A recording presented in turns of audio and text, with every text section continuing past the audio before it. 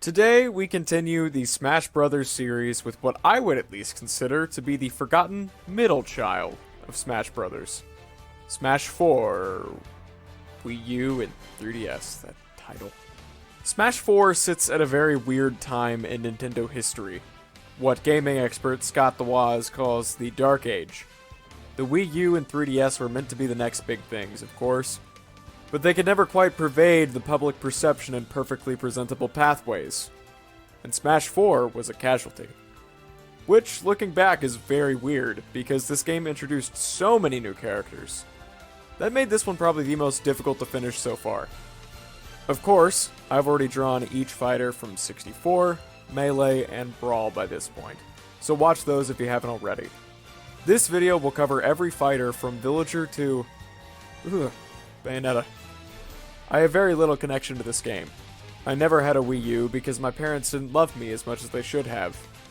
But maybe working on this video will help me appreciate this game that is just filled to the brim with anime sword fighters. Villager is first up.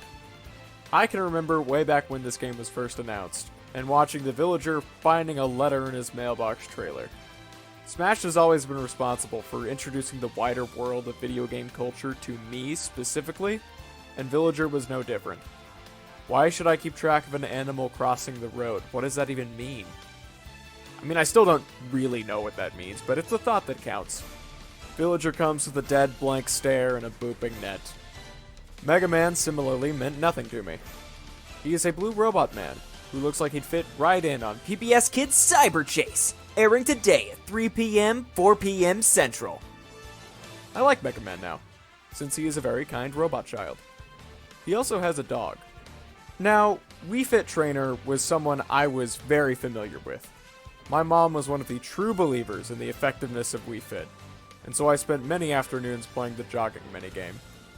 I loved the jogging minigame. Also, the trainer is kinda cute. Speaking of kinda cute, next is Rosalina. I will go on record saying that Super Mario Galaxy is my favorite video game ever. I will never ever get tired of it. So having Rosalina with the rest of the cast was always nice to see.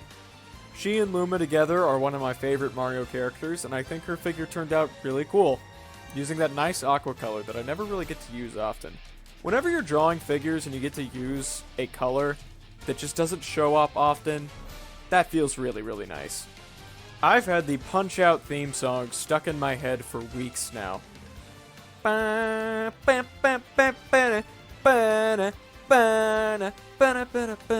It gets you hyped. Little Mac accordingly uses the mid-legs to simulate his little stature, and I always love a chance to use the Lego boxing gloves.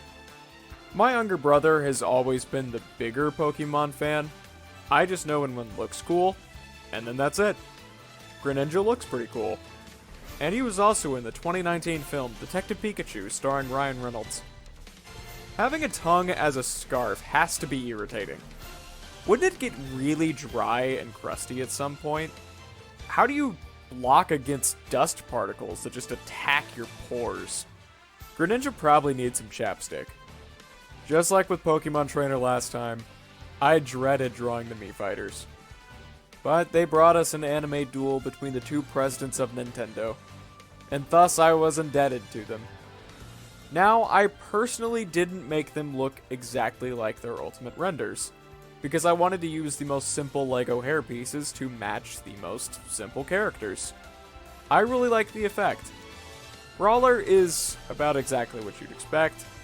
Gunner is my favorite of the trio with her arm cannon, and Sword Fighter is not at all impressed.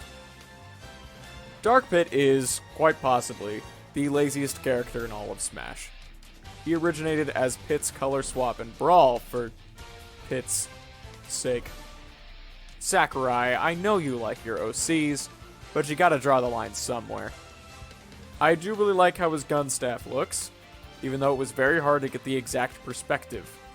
You don't know the pain of trying to find reference images in the vast expanses of the unforgiving Google. Next is Paulatana. You don't know the pain of trying to find reference images on Google, for an entirely different reason. I think she's my favorite drawing of this video. The colors, detail, and posing all came together really nicely for her. Any more jokes here will probably get this video demonetized, so let's move on. I attempted one Pac-Man, and he looked like he ate children.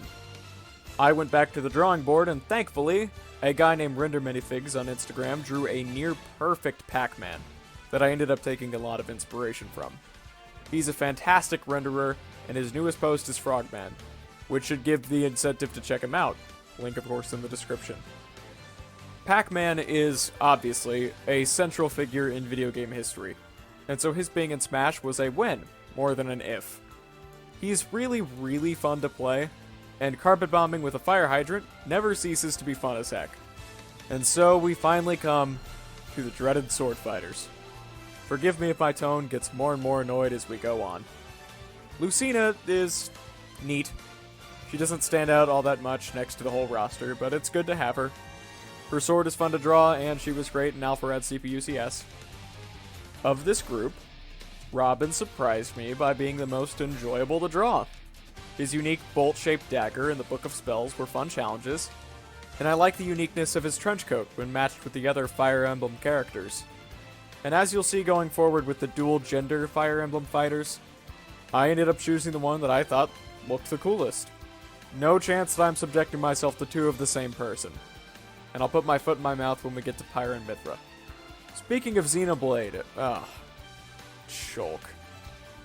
This one hurt. I don't like his design. It is my least favorite design of any Smash fighter. There's too many lines, shapes, colors. The design language of JRPGs stands in contrast to every method I hold dear. I'm sure you're a good guy, Shulk, but I'm calling the fashion police, because that outfit is a crime. With Bowser Jr., the majority of the Mario cast is finally collected. Need to get Pauline in the next game. I had a lot of fun with this little ankle biter, and his clown car was a great challenge.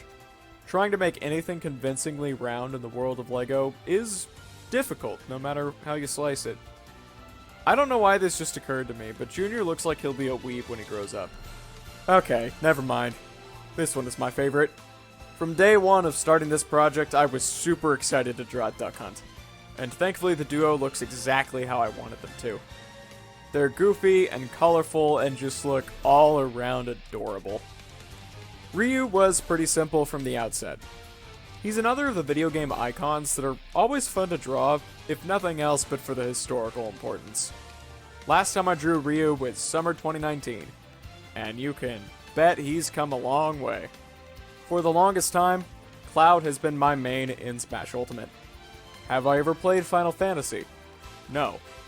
Do I have any motivation to play Final Fantasy? No. My attention span cannot deal with the RPG format. And yet, I'm working on this. Anyway, Cloud was a pretty painless process as well, using the Tracer hair from Overwatch and his big honkin' sword. Next is Corin. I thought we were out of the woods, but no! Corin is my second least favorite design. If you ask me why, I'll give reasons that probably contradict things I've said in the past, and I can't be expected to fact-check myself for every blatantly false claim I make, can I? No. I went with female Corin because I'm sure male Corin has a nice personality. The sword was just painful to draw. But I'll admit, you can't argue with the finished product. And finally, Bayonetta. You don't know the pain of trying to find reference images on Google. Bayo is, again, one of my least favorite characters, but I'll admit she was very fun to draw. Her cape, hair, was fun to work out, along with her trademark wink. Winner of the Smash ballot, yeah, whatever. He'll be here next time.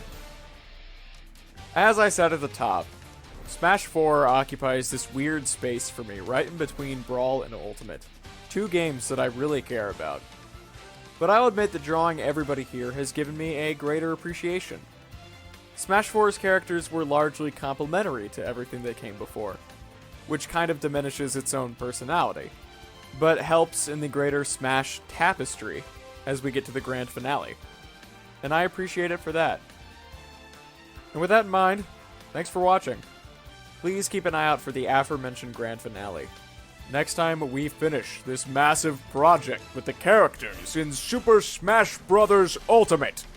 There are 23 characters left before the whole project is finished, but there will also be some surprises that you might not be expecting. I cannot wait to finally wrap this up. As for this video, which character was your favorite? What did you think about Smash 4? Please like, comment, and subscribe to make sure that I appreciate your own thoughts. And with that, until next time, later.